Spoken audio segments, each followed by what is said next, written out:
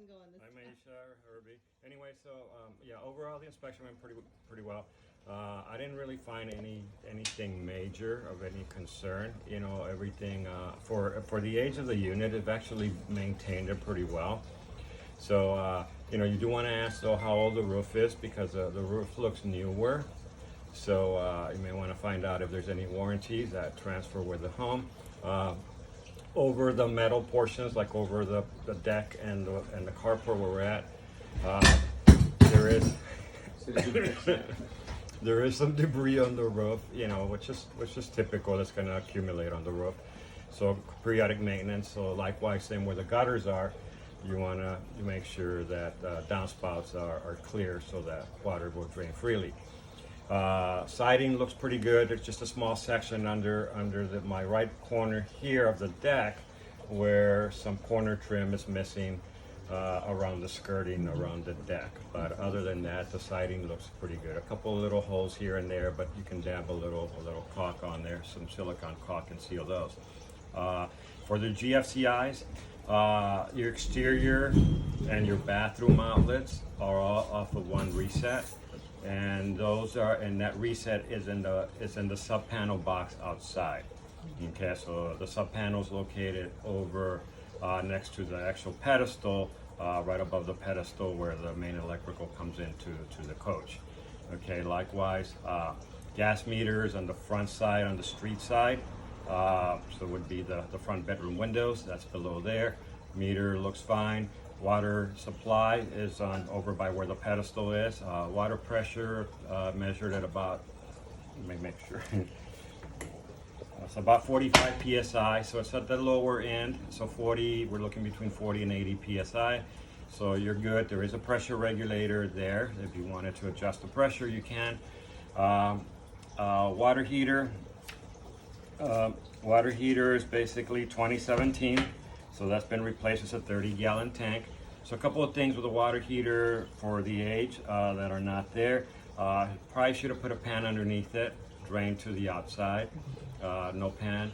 There is a water shutoff valve there. There is no sediment trap on the gas line. At that point in 2017, they were already required. And because you are in a closed loop system where there is a pressure regulator to the unit, it would also require an expansion tank that is not there. Okay. The pressure relief valve, just more an informational thing, discharges into the crawl space.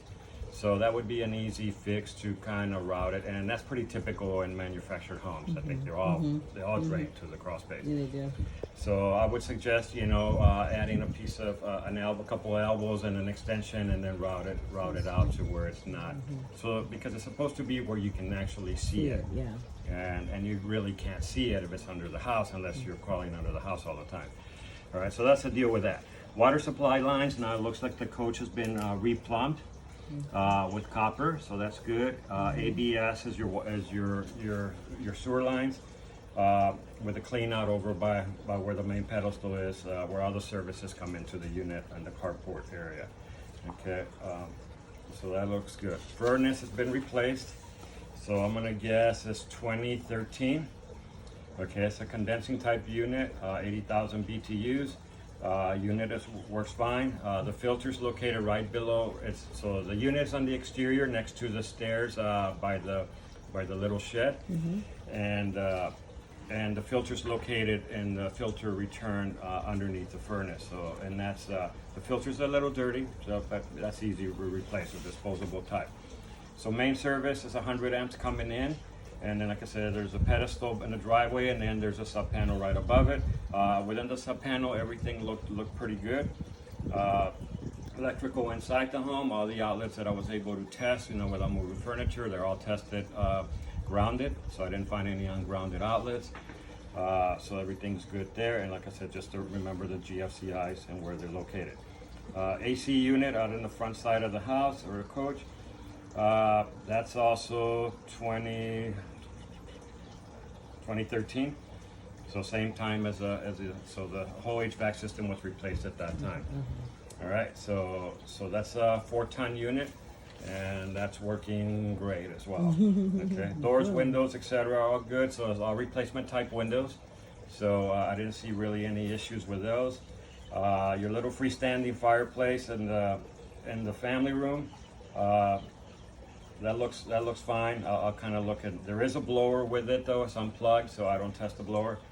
And let's see, doors, windows, the wet bar area. I would suggest installing a GFCI outlet because there's an outlet directly behind the wet bar, behind the sink, and it's not GFCI protected. Also, the aerator at the tip of the spout. When you open the hot and cold water, it's kind of an older one, so it's kind of sprays sideways, so it wets the counter behind the sink. So you may want to, that's an aerator thing, you know, a buck or whatever, that's at Home Depot, or whatever your favorite store is. Okay, go from there. Laundry area, I would suggest the washer and dryer or the washer, a pan underneath the washer. The fact that you have crawl space access, you can put a pan underneath there with a drain routed to the outside. So in the event that it overflows, you don't spilling all over. And these are just recommendations. These are not requirements of any sort. Okay. On the cold water supply for the hot and cold going to for the clothes washer, the handle is missing on the cold water side. So you may want to replace one, have it handy in case you ever need to turn it off in an emergency. Okay, and then kitchen counters, cabinets, all that looks good. Disposal's functional, no leaks under sinks. Gas, cooktop, and oven, both working. Exterior, the exhaust fan vents to the exterior. It is a flex duct though. You know, normally it's supposed to be smooth interior so that the grease doesn't accumulate within the corrugated portions of the flex ducting.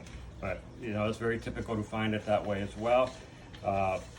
The microwave is a countertop type microwave and it's unplugged, so I don't plug it in. I don't know why it's unplugged.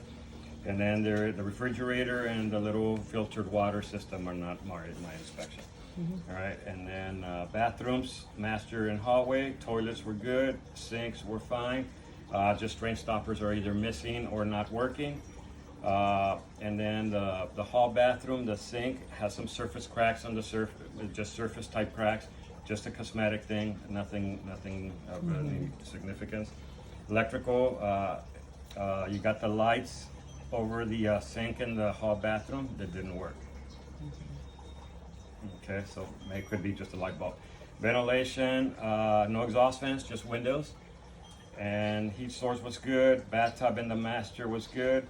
Showers in both bathrooms were good, and I didn't identify or see any leaks underneath the house.